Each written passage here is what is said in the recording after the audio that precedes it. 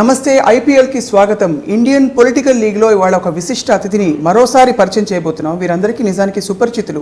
అనేక రాజకీయ పార్టీలో సుదీర్ఘ రాజకీయ ప్రస్థానం అయింది. కీలక బాధ్యతలు, మంత్రి పదవులు కూడా ఆయన నిర్వర్తించారు. అయితే ఎన్నో సందర్భాల్లో తెరపై ఉన్నా కూడా ఇటీవల కాపుల పెద్ద దిక్కుగా కాపుల ఉద్యమాన్ని భుజానికి వేసుకుని ఆమరణ దీక్ష చేసి వార్తల్లోకి మరోసారి వచ్చారు.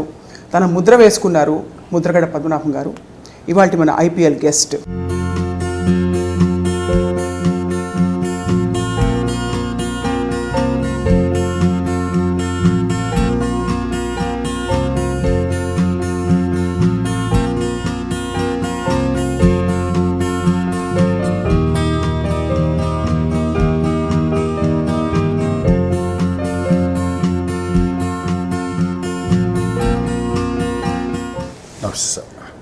మొట్టమొదట చాలా సంతోషం మీ సమయాన్ని మాకు ఇచ్చినందుకు పద్మనాభం గారు. చాలా సంచలనాత్మకంగా రాష్ట్ర రాజకీయాలు మారిపోయాయి మీరు తెరపైకి వచ్చాక ఇటీవల కాలంలో. ఈ ఉద్యమాన్ని ఒక్కసారిగా అకస్మాత్తుగా భుజానికి వేసుకోవాలన్న ఆలోచన ఎందుకు వచ్చింది మీకు? ఒక్కసారిగా ఆలోచన రావటం కాదండి. నేను మొట్టమొదటిసారి 88 జూలై 10వ తారీఖు విజయవాడలో కాపు నాడు పెద్ద సభ పెట్టడం జరిగిందండి. ఆ రోజు చీఫ్ గెస్ట్కి వెళ్ళడం జరిగింది. ఆ రోజు కూడా కాపుల్ని బీసీలో కలపాలన్న స్వాగంతో ఆ సభ పెట్టడం జరిగిందండి. దరిమిలా 92, 93, 94లో ఈ కాపులను బీసీలో కలపాలనే ఉద్యమం అంచెల వారీగా ఉధృతమైన సందర్భంలో రావులపాలెంలో విజయభాస్కర్ గారు ఆ రోజు ముఖ్యమంత్రి అండి. సభ జరుగుతుండగా నల్ల జెండాలో ప్రదర్శన చేశారన్న ఉద్దేశంతో వారిని లాఠీచార్జ్ చేయడం జరిగిందండి, చెదకొట్టడం జరిగింది. అప్పుడు నేను వారికి సంఘీభావంగా వారిని పరామర్శ చేయడానికి వెళ్ళటం జరిగిందండి. ఈ నా కులసులు ఎవరైతే ఉన్నారో దెబ్బలు తగిలిన వారిని చూడడానికి వెళ్ళటం జరిగిందండి. ఆ తర్వాత ఈ కాపుల్ని బీసీలో కలుపుతారా కలపరా, పలానా తేదీ లోపల కలపకపోతే నేను ఎమ్మెల్యే రాజీనామా చేస్తానని చెప్పేసి నేను ఇంకా ఆ రోజు ఆ ఉద్యమంలోకి ఎంటర్ అవ్వడం జరిగిందండి. ఆ ఉద్యమం నల్లా సూర్యచంద్రరావు గారు ఆధ్వర్యంలో స్టార్ట్ అయిందండి. నల్లా సూర్యచంద్రరావు గారు, ఆకుల రామకృష్ణ గారు, సలా స్వామినాయుడు గారు అండి, ఆర్వి సుబ్బారావు గారు, పాటేశ్వర సూర్యచంద్రరావు గారు ఈ ఆధ్వర్యంలో స్టార్ట్ అయిన ఉద్యమానికి నేను మద్దతు ఇచ్చి ఎక్కడైతే రక్తం చెందిందో అక్కడ మళ్ళీ సమావేశం పెట్టాలి అని మళ్ళీ మా కాపులందరూ నిర్ణయించుకోవడం, మళ్ళీ దానికి నేను చీఫ్ గెస్ట్గా వెళ్ళడం జరిగిందండి. ఆ రోజు ఆ డయాస్ నుంచి చెప్పడం జరిగింది విజయభాస్కర్ గారికి, కాపుల్ని బీసీలో కలపాలి, లేని పక్షంలో నేను పలానా తేదీన పలానా టైంకి రాజీనామా చేస్తానని చెప్పడం జరిగిందండి. రాజీనామా చేయటం జరిగిందండి. 12 గంటల 1 నిమిషానికి చేస్తాను. కరెక్ట్గా 12 గంటల 1 నిమిషానికి చేశానండి. ఎమ్మెల్యే పదవికి 5 నిమిషాల్లో ఆమోదం పొంది బయటకు వచ్చేసానండి. ఆ తర్వాత నుంచి రాస్తా రోకోలు, రైలు రోకోలు, సైకిల్ ర్యాలీలు, తర్వాత ఆహ్వాన తీసుకొచ్చింది తప్ప విజయభాస్కర్ రెడ్డి గారు స్పందించలేదండి. స్పందించిన తర్వాత 30 నెంబర్ జీవో ఇవ్వటం, ఆర్థిక వెసులుబాట్లు చదువుకునే పిల్లలకి, రైతులకి ఏదో కొన్ని పథకాలతో 2 జీవోలు ఇచ్చారండి. 30 నెంబర్ జీవో ఇచ్చండి, కాపులను, బలిజ, తెలగ, ఒంటరి కులాలను, ఇంకొక 9 కులాలను కలిపి బీసీలో చేరుస్తూ 30 నెంబర్ జీవో ఇవ్వడం జరిగిందని వారు.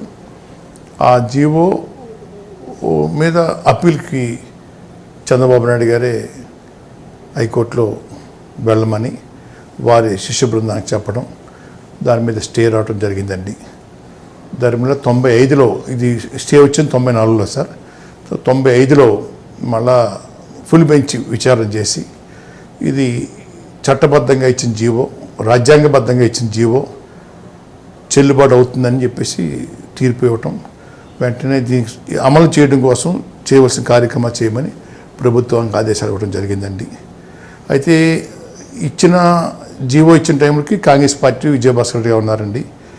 జీవోకి తీర్పు వచ్చిన సమయంలో చంద్రబాబు నాయుడు గారు, ఎన్టీ రామారావు గారు పరిపాలన ఉన్నారండి. అప్పటి నుంచి 10 సంవత్సరాలు సుమారు చంద్రబాబు నాయుడు గారు ఆధ్వర్యంలో ఎన్టీ రామారావు పరిపాలన సాగింది. కానండి హైకోర్టు తీర్పుని అమలు చేయాలనే ఆలోచన ఎక్కడా కనపడలేదండి వారికి. ఆ సమయంలో కొంత వెనక్కి వెళ్ళిపోయింది ఉద్యమం అని చెప్పొచ్చా? అంటే ఎప్పుడైతే జీవో ఇచ్చిన పార్టీ, జీవో ఇచ్చిన నాయకుడు, జీవో కోసం ప్రయత్నం చేసిన నేను, నాకు తోడుగా ఉన్న బీసీ వర్గాలకు చెందిన పిల్లి బోస్ గారండి, వీళ్ళందరూ కూడా ఓటమి చెందామండి. ఎప్పుడైతే ఓటమి చెందామో మనస్తాపం చెంది ఈ ఉద్యమంకి పెద్దగా ఈ మన జాతి స్పందించలేదు. దురదృష్టం ఇది. ఇచ్చిన మహానుభావుని ఓడించేశారు, ఇచ్చిన పార్టీని ఓడించేశారు, జీవో ఇచ్చిన పార్టీని ఓడించేశారు అని బాధపడి కొంతకాలం మౌనంగా ఉన్నమాట వాస్తవం అండి. కానీ కాపులకు ఎంతో చేశాను చెప్పిన ఈ ముఖ్యమంత్రిగా చంద్రబాబు నాయుడు గారండి 10 సంవత్సరాలు కొనసాగారండి. తీర్పు వచ్చిన తర్వాత ఏమి చేయలేదు. ఒక్కరోజు కూడా ఈ తీర్పుని అమలు చేయాలనే ఆలోచన రాకపోవడం చాలా దురదృష్టం సార్. తర్వాత వచ్చిండమ్మా, అప్పటి నుంచి వదిలేసామండి. 2014 వచ్చేటప్పటికి 2 రాష్ట్రాలు విడిపోయాడమ్మా. విడిపోయిన తర్వాత ఈ రాష్ట్రంలో కాపు జనాభా ఎక్కువ, వీరిని వలేసి పట్టుకుంటే తప్ప మనకి అధికారం రాదు. అధికారం రావాలంటే కాపు జాతి ఓటు కావాలి అని ఆలోచన చేసి ఈ కాపు జాతికి బీసీ అనే స్టేటస్ ఇస్తామని చెప్పేసి వలవేసి, అలాగే ఆర్థికంగా బలంగా ఉండడం కోసం వేయకొట్టేస్తామని చెప్పేసి వలవేసి క్యాచ్ చేసి ఓట్లు వేయించుకోవడం జరిగిందండి. ఓట్లు వేయించుకుని గద్దెనెక్కడం జరిగిందండి. గద్దెనెక్కిన 6 నెలల్లో నేను బీసీ పూర్తి చేస్తానని చెప్పిన మాట వారు మర్చిపోయి వారి పరిపాలన కొనసాగిస్తుంటే 6 మాసాలు, సంవత్సరం 6 మాసాలు అయినా కూడా వారి నుంచి అతిగతి లేకపోతే నేను దానికి తెరపై తీసుకురావడం జరిగింది సార్. ఒకేసారి తీసుకొచ్చింది కాదండి, ఎన్నో సంవత్సరాల నుంచి ఈ జాతి బాధపడుతున్న బాధ చూసి చెలించి, ఏమిటి ఈ దరిద్రం, ఈ దుర్భర జీవితం, ఈ జీవితం ఇంతేనా ఈ మా జాతికి. ఇంకోటినమ్మా, బ్రిటిష్ వాళ్ళ కాలంలో ఈ బలిజ, తెలగ, కాపు, ఒంటరి కులాలన్నీ కూడా బీసీ స్టేటస్ అనుభవించేయండి. ఆ రోజు బ్రిటిష్ వాళ్ళు 1915లో తీసేయాలని చెప్పి ఆలోచన చేస్తే బాబాసాహెబ్ అంబేద్కర్ గారు రౌండ్ టేబుల్ సమావేశానికి కోరమారెడ్డి నాయుడు గారు ఇద్దరికి వెళ్ళి ఈ జాతులు ఈ జాతి మాకన్నా దరిద్రం అనిపిస్తూ ఉన్నారు రాష్ట్రంలోని, మీరు తీసేయడానికి వీలని చెప్పేసి బల్లగుద్ది ఆ రోజు తీసివేద్దాం అనుకున్న రిజర్వేషన్ కాపాడిన మహానుభావుడు అంబేద్కర్ గారండి. తర్వాత పెద్దలు వచ్చారండి, 56లో అనుకున్నది తీసేశారు. తీసేసిన తర్వాత మళ్ళీ దామోదర సంజయ్ గారు మళ్ళీ ముఖ్యమంత్రి అయ్యారండి. మళ్ళీ ఆయన దళిత మహానుభావుడు ముఖ్యమంత్రి అయ్యి ఈ కాపులేంటి, ఓసీ ఏంటి, గోచీ లేని వాళ్ళు ఓసియా వీళ్ళు అని చెప్పి ఆ మహానుభావుడు 61లో అనుకుంటాను సుమారుగానండి మళ్ళా పునరుద్ధరిస్తూ జీవో ఇచ్చారండి. ఆ రోజు కాంగ్రెస్ దగా చేసింది కాబట్టి ఈయన చేస్తారని నమ్మి కూడా ఇటు మలటం జరిగిందమ్మా. అదే దారిలో ఈయన ప్రయాణం చేస్తే ఇంక ఎవరు అడుక్కోవాలి, ఎన్ని ప్రామిసులు గాలికి వదిలేయటమా అనే ఫీలింగ్ కూడా మా జాతిలో ఉందండి అమ్మ. నేనే కాదండి, ఇంకో మనిషి అడిగినా అది నిరసించిపోవటం పక్కన పెట్టినమ్మా. ఈ కాంగ్రెస్ పార్టీ దగా చేసింది, అది ఇంకో పార్టీ దగా చేసింది.